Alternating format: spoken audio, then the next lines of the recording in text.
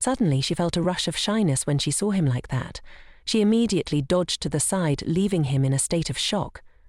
She said she wasn't listening anymore and handed the headphones back to him. He told her that he had already given them to her and wouldn't be using them anymore, but she insisted that she didn't need them.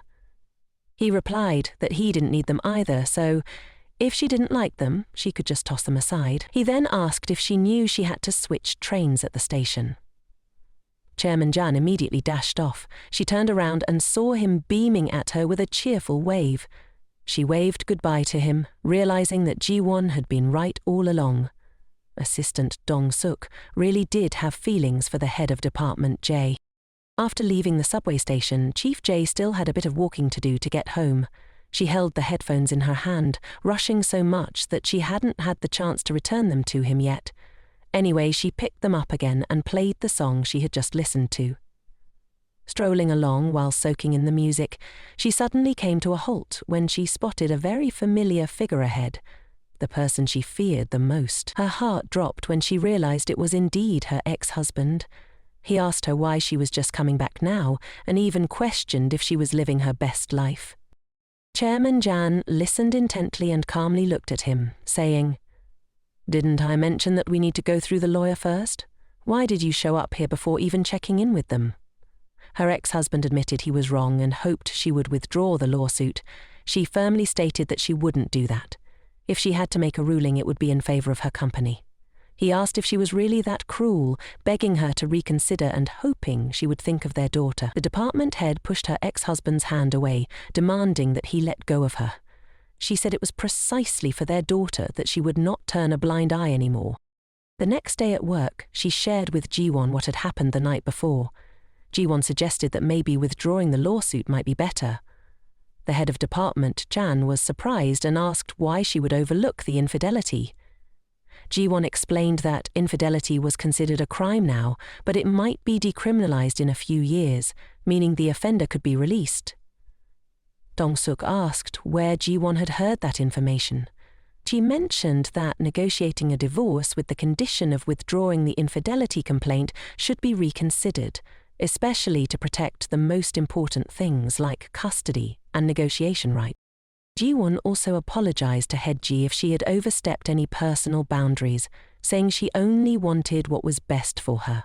The head agreed that Ji-won's suggestion was quite insightful, stating that if her daughter could escape from such a father, it would be for the best.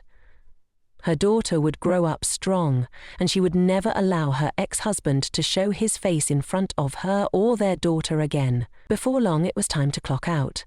While Head Jan was waiting for the elevator to leave, Assistant Dong-suk approached and asked if she was taking the subway today or if they could go together. She replied that she wouldn't be going home today because she had a meeting with her ex-husband. Although they were legally divorced, she was still a mother to their child, and that didn't change.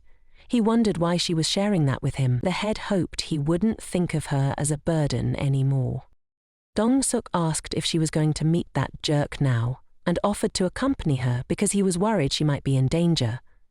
He even suggested that he would just stay nearby to keep an eye on her without being right next to her.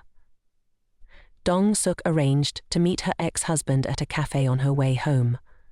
She presented the divorce agreement and told him that if they reached a successful agreement, she would withdraw the lawsuit. After reading through the agreement, her ex asked if it was really too much, questioning why she was taking all his assets and forcing him to give up custody of their child. She replied that it was just an apartment, and her parents had helped a lot. She had also paid off the debts with her own salary, so he had no claim to the house. Hearing this, he was furious. He asked if she thought she was the only one working. He had a job too, but because he was busy taking care of their daughter, his shoes were practically wearing out. He slammed the agreement down and demanded to know what the compensation money was for. The mediator told him that 5 million won wasn't enough, because she saw him as a beggar, which was why she lowered it to this amount. He retorted that if she saw him as a beggar, she should just drop the compensation entirely. He absolutely refused to give her any money, and the negotiation was off. The mediator immediately left, and her ex chased after him, insisting that at least she should let him see their daughter. She angrily asked if he was planning to use their daughter as a hostage. She reminded him that no matter what, she wouldn't reduce the compensation amount. He agreed that she could keep the inheritance rights, but wanted the compensation removed. The mediator asked if he had any conscience left, reminding him that she was the one who initiated the divorce. He said that as long as he was being reasonable, she should take the compensation out of the agreement. She told him to be grateful she wasn't asking for more. At this point, her ex completely lost his cool. He raised his hand and threatened to kill her.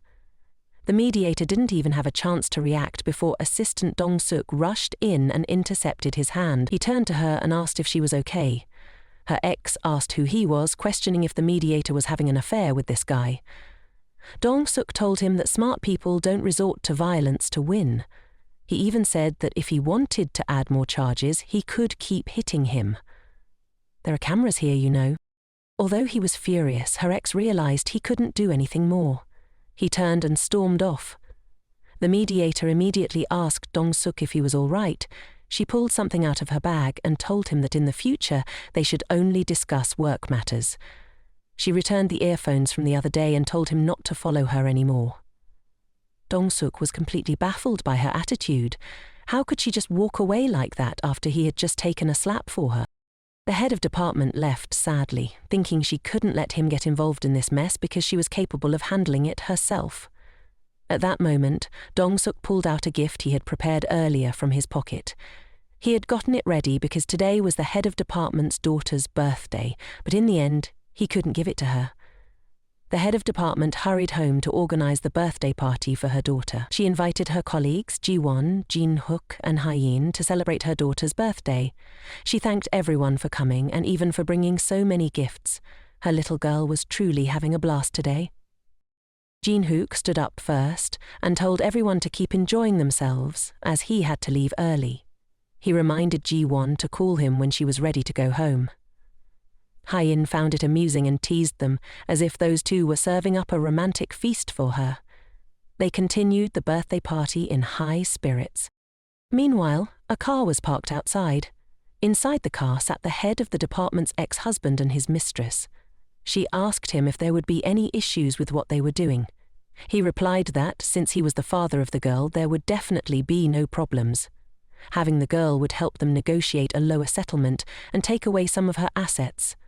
He also mentioned that, if they didn't do this, they could end up facing life sentences for adultery. That's why they planned to keep the girl until the agreement was finalized. He told his mistress that his daughter always played hide-and-seek in the garden at this time. He instructed her to lure the girl out with a doll and bring her to the car.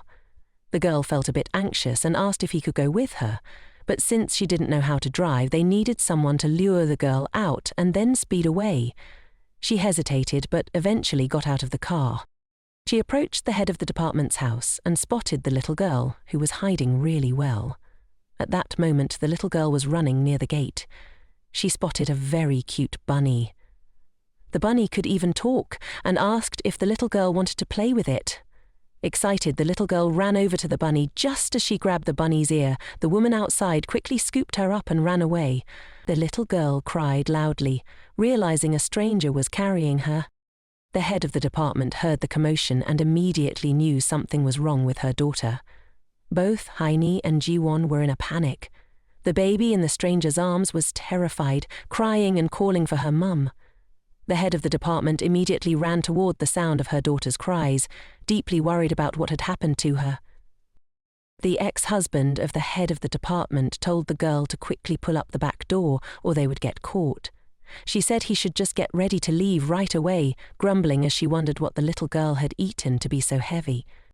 Suddenly, someone came running from behind and grabbed the mistress's hair tightly. It turned out that Haine and the head of the department had caught up with her. Haine told Ji-won to take the head of the department's daughter inside. Ji-won held the little girl and asked if she was okay, soothing her that everything was fine now. At that moment, the head of the department arrived, feeling incredibly relieved that her daughter was safe. Haini, still furious, refused to let go of the mistress, demanding to know why she dared to touch her niece. She was determined to make sure the woman couldn't leave, and the mistress, in so much pain from the hair pull, couldn't take it any more. She cried out for her lover, while the head of the department's husband, genuinely worried, thought that if he got caught, he was done for. He considered abandoning the mistress and running away. Just as he was about to leave, the head of the department's father charged in and slammed his fist against the car window. He yelled at him, calling him a worthless scoundrel for daring to kidnap his granddaughter, then opened the car door and dragged him out, ignoring his explanations that it was all a misunderstanding and he wasn't a kidnapper. The head of the department's father was fuming, demanding to know who had incited him to do this, declaring that today would be a day of reckoning for both of them. The head of the department suggested he should call the police to handle the situation. At the police station, he complained that he should be the one pressing charges for the assault against him. The police officer pointed out that both sides had engaged in violence. His mistress, who had fought alongside him, pointed at Hyene, screaming that she was only defending herself because she had been attacked.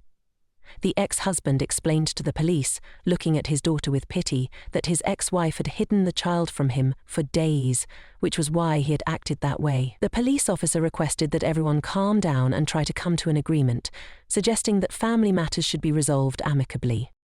At that moment, Guan stepped forward and told him that she would not agree to anything.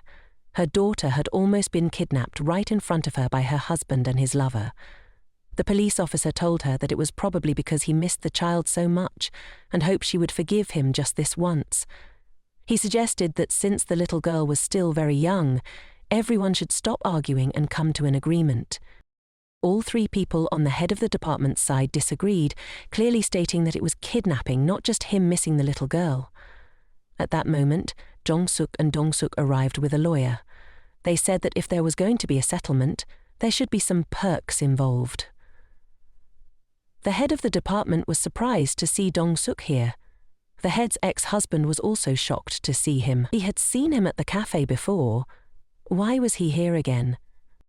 Dong-suk asked the police if they had reported the kidnapping yet. The head's ex-husband got angry and asked why wanting to see his daughter was considered kidnapping.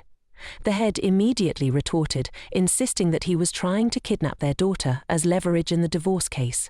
Dong-suk told the police that he had heard him say that, instead of taking compensation money, he would take things like inheritance rights. The head's ex-husband yelled at Dong-suk, claiming he never said that, and asked if Dong-suk had any evidence.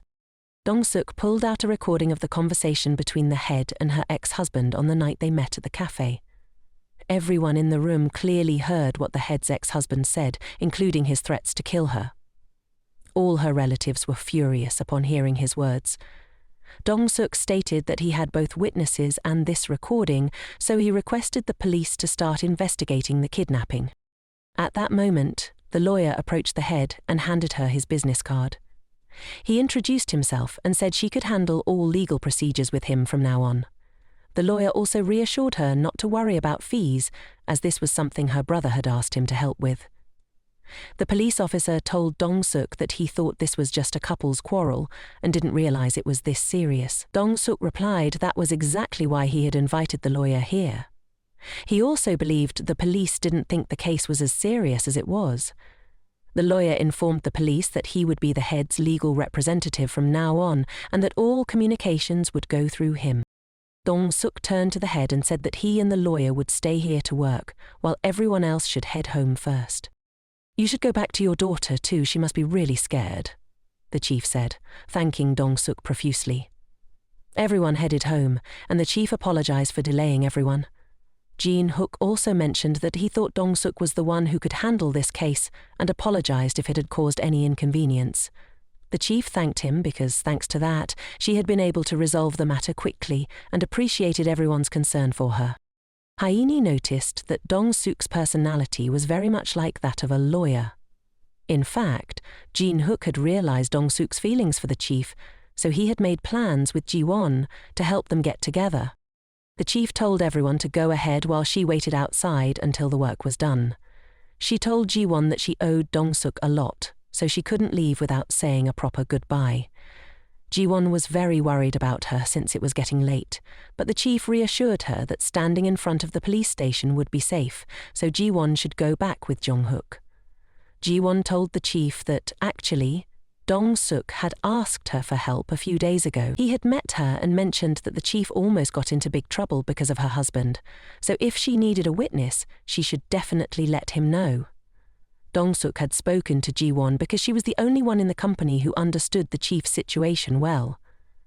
Ji-won said Dong-suk had asked her with a very worried face, which is why she told Ji-hook to call him today. She apologized to the chief for not mentioning it earlier, as Dong-suk insisted on keeping it a secret from her, fearing she would get angry if she found out.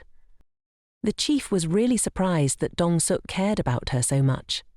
She thanked Ji-won. The chief told Ji-won to hurry back, since Jin-hook and Hyene were still waiting for her in the car.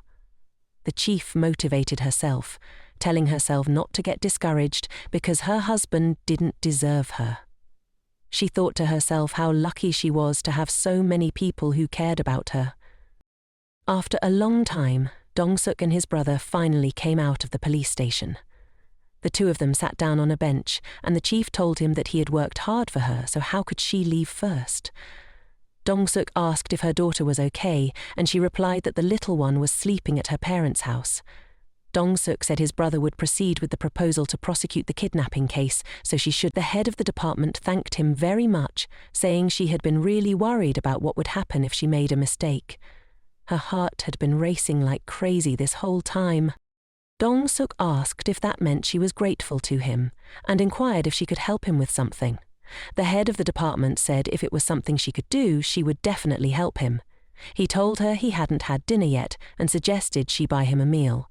The head of the department asked if he wanted to go eat right now. Dong-suk quickly added that if she was tired, she could buy it tomorrow and he would treat her to a meal later. Seeing Dong-suk's expression made her very happy, and she told him she would go buy him some really expensive food right now. Dong-suk excitedly jumped up and asked if the head of the department would go with him right now. He pulled out a gift box from his bag and handed it to her. The head of the department asked what it was. Dong-suk said he knew today was her daughter's birthday, so he had prepared a small gift and hoped she would accept it.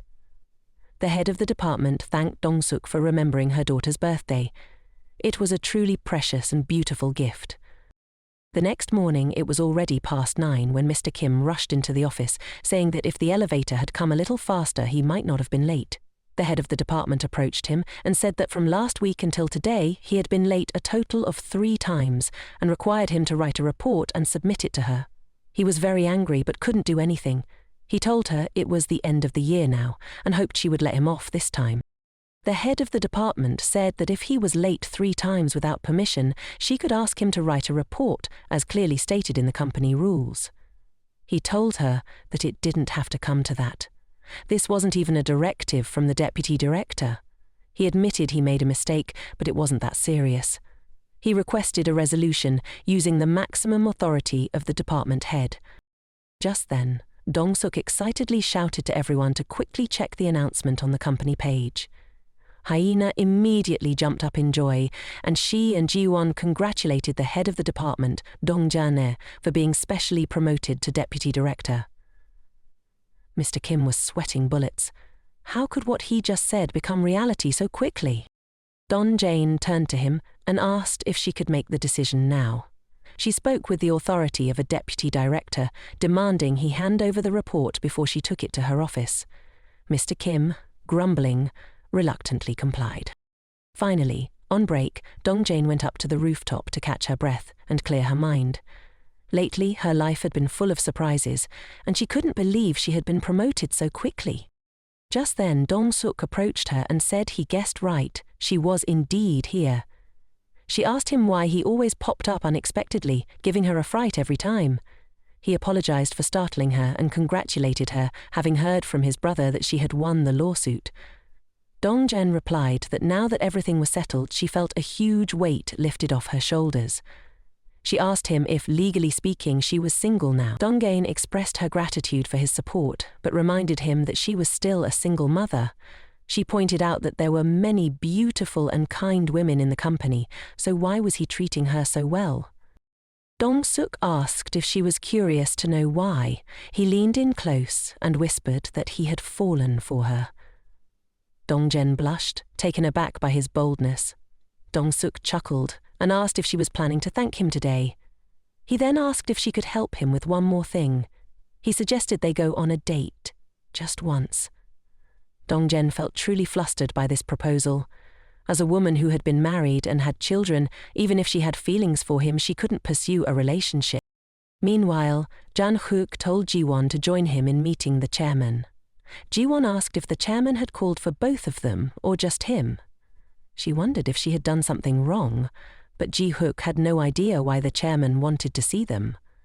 Upon entering the room, the chairman informed Ji-won that he had given her a special promotion, along with Deputy Director Jang. He asked her to explain why she had declined. Jin-hook inquired about the reason behind Ji-won's promotion. The chairman replied that he wasn't asking Jin-hook, he was asking Ji-won, so she should answer for herself. Ji-won thought to herself that until now, the company had never encountered a situation like this. Indeed, it was due to the chairman's personal directive. This morning, when she received a call from the HR department saying she was appointed as a special promotion candidate, she expressed her disagreement because she wanted her achievements to be recognized. Like Dongjang's, Ji-won told the chairman that she was truly grateful to him, but felt she had never done anything worthy of a promotion. She mentioned that she didn't have any convincing results, so she believed she should decline. The chairman stated that her work attitude and results had been considered in making the decision. Ji-won bowed and apologized to the chairman, saying that even if it took a long time, she still wanted to achieve results that were deserving of herself. Upon hearing this, the chairman didn't want to continue the conversation with the two of them. He asked Ji-won to step out first, as he wanted to speak privately with Jin-hook. The chairman asked him what he had been doing all this time that he was only now bringing Ji-won to meet him. He was quite fond of this girl, and if she were to be part of their family, she should be assertive. He was pleased to ask his grandson if he wasn't going to hurry up and propose. Jin-hook, feeling contemplative, told his grandfather that he couldn't do that. The chairman was surprised to hear such a response from him and apologized for it. He then slammed his hand on the table and asked if Ji-won didn't want to marry him. Ji-hyuk replied that it wasn't like that. It was his fault. The chairman told him that if he behaved properly, Ji-won would have proposed marriage herself without him saying a word. He then asked Ji-hyuk if he was taking her home after work. If he couldn't propose, he should at least send her a little gift, the chairman added. He then said that every man should maintain his sparkling appearance and asked if Jin-hook had eaten anything. Jin-hook replied that he took care of everything, from cleaning to preparing meals, and if he worked late, he would have dinner ready in advance. The chairman then asked if Jin-hook had been talking on the phone with another woman late at night, to which Jin-hook replied that was out of the question. The chairman then asked him to leave, and Jin-hook complied, returning to his work. As soon as Jin-hook closed the door to his grandfather's office, the chairman immediately took out his phone to call Manager Oh. He asked Manager Oh if there was anything about Jin-hook that he didn't know. Jin-hook walked away from his grandfather's office feeling dejected. In truth, he had been thinking about proposing to Ji-won soon and living happily ever after with her, but coincidentally, the other day he overheard Ji-won chatting with Bang, the cat. She mentioned that she wanted to enjoy life, live on her own and meet friends. She even said that tomorrow she would work really hard and there were so many things she wanted to do. At that moment he was outside and overheard everything. He was surprised and didn't understand why Ji-won didn't want to be with him and marry him. But one thing he was sure of was that no matter what reasons Ji-won had, he would respect her decision. Ji-won was still waiting for him on the stairs, and when she saw him, she asked if he had finished talking with the chairman. She said she was worried about him while waiting outside, and he reassured her that the conversation had gone well. They took the elevator down to their workplace, and Ji-won asked if the chairman had given him a hard time. Jin-hook replied, "Of course not. That's not how it went." At that moment, a woman standing behind them was quietly observing the two. She pulled out her phone and aimed it at them to take a picture. The next morning, as usual, Ji-won woke up thinking about how she lived right next door but didn't know why she had slept here. She immediately called Jin-hook to wake him up. She told him she had to go to work and wondered why he still didn't want to get up. Unexpectedly, Ji-hook reached out and pulled her into his arms. He told her to sleep a little longer. just a bit more time to be with him. Ji-won said she was just an employee, and if she was late it would be a big deal. So, Jin-hyuk promised he would take her, ensuring they wouldn't be late. She asked, "What if we get stuck in traffic?" Just then, Jin-hyuk's phone rang. She pointed out that during the phone call, it would take at least 10 minutes, so if he didn't hurry, they would all be late. Jong-hook reluctantly picked up the phone. On the other end was manager Oh, who asked if he had seen the news in the paper. Jong-hook asked what the article was about that made him sound so frantic. Manager Oh told him to check his email right now. Jin-hook called Ji-won to check the news article, as it must be important for Manager Oh to be so worried. The image featured in the newspaper showed the two of them, accompanied by an article about how they'd been spotted multiple times entering and exiting the office of the group's chairman. A lot of comments had been thrown into the mix, with some coming from well-meaning fans, but there were also plenty of not-so-flattering remarks about her. Ji-hyuk apologized to Ji-won because it seemed like the information from the secretary's office had been leaked. Besides, he asked her if she was okay. Ji-won told him she was fine, but in reality, she realized during the last press conference that she was no longer swayed by the chatter of others, like she used to be. Ji-won stood up and told him that it was almost time for work, so she would get ready to head out now. No matter what anyone says, the show must go on. We've got to wrap up our tasks first, or we'll throw a wrench in the company's plans. Jin-hook suggested it would be better if she took a personal day today. She told him she would go to work, get things ready, and be back in a jiffy. Jin-hook noticed that something was off with Ji-won. Her unusual demeanor really caught his attention. The two of them arrived at the company parking lot. Ji-won thanked him for the ride, saying she would call him after work. Jean-hook sincerely apologized to her for all the hardships she had faced because of him. He understood that in this lifetime she didn't want to get married, as he wasn't your average guy with a typical position, and he didn't want her to keep struggling any longer. Jun was taken aback when he revealed he knew everything about the situation. He said that whether in this life or a past one, her happiness would always be his top priority. "You can bounce whenever you feel like it," he added. Ji-won was really surprised that she could actually walk away from him. Jin-hook told her he would review the situation and clarify things with Director Oh regarding the article. He assured her that he would handle everything, so she shouldn't worry. Ji-won, feeling down, didn't want to say anything more. She got out of the car and didn't say a word to him anymore. But suddenly she thought she needed to lay it all out for him, so she swung the car door open. Jin-hook was taken aback when she made her unexpected return like that. Ji-won asked if he meant for her to just be happy on her own. "Right," she asked, wondering whose idea this was. She suggested that he should take her to the office today. Jin-hook was completely taken aback because usually she wanted to keep him at arm's length, not wanting to make a public appearance together in front of everyone at the company.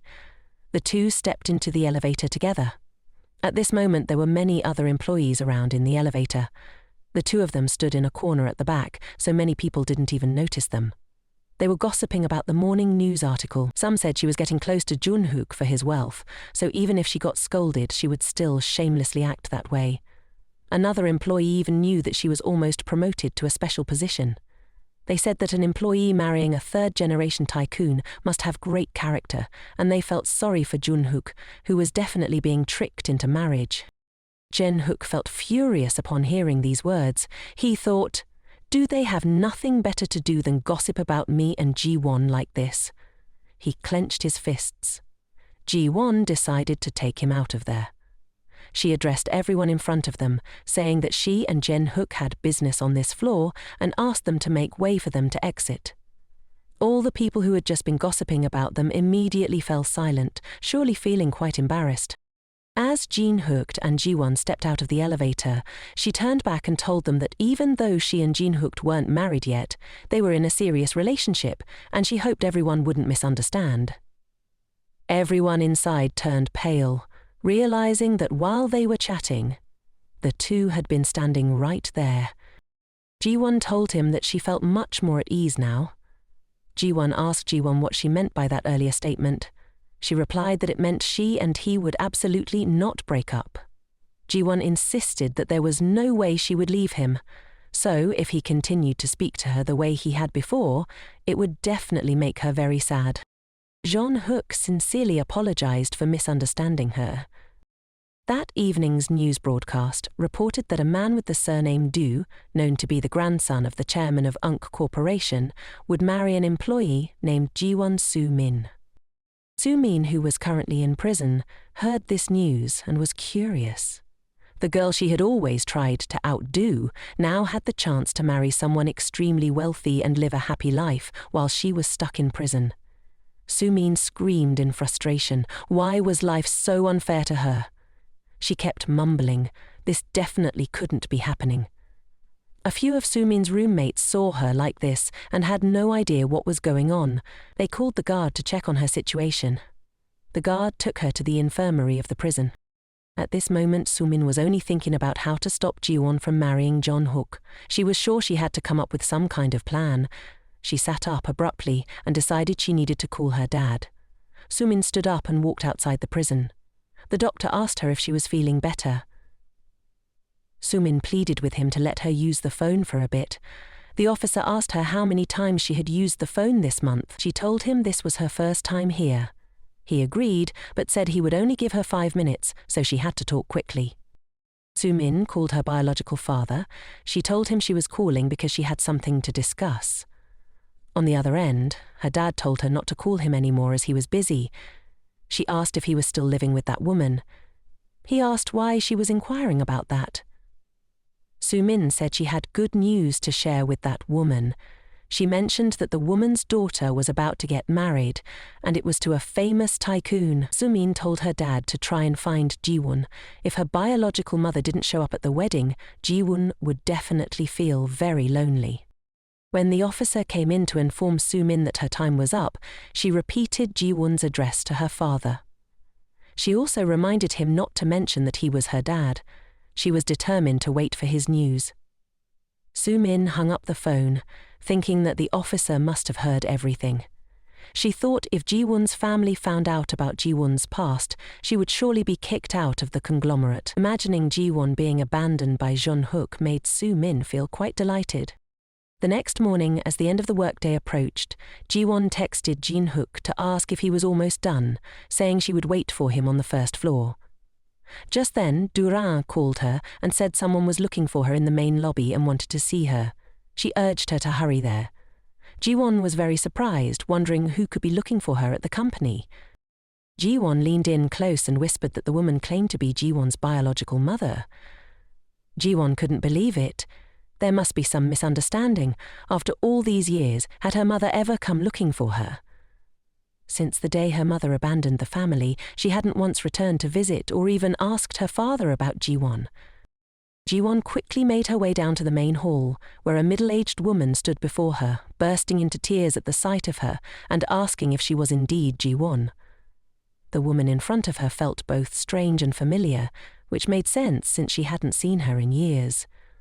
Upon hearing Ji-won's confirmation, the woman rushed over and enveloped her in a tight embrace, asking if she was well. She expressed that since Ji-won was born, she had no idea how her daughter had been living.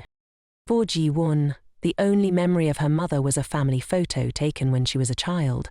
For all these years, she had no news about her, and her mother had never once called. Yet here she was, suddenly standing before Ji-won, holding her tightly and sobbing uncontrollably. Ji-won stood there, frozen, unable to comprehend why her mother had come looking for her after all these years.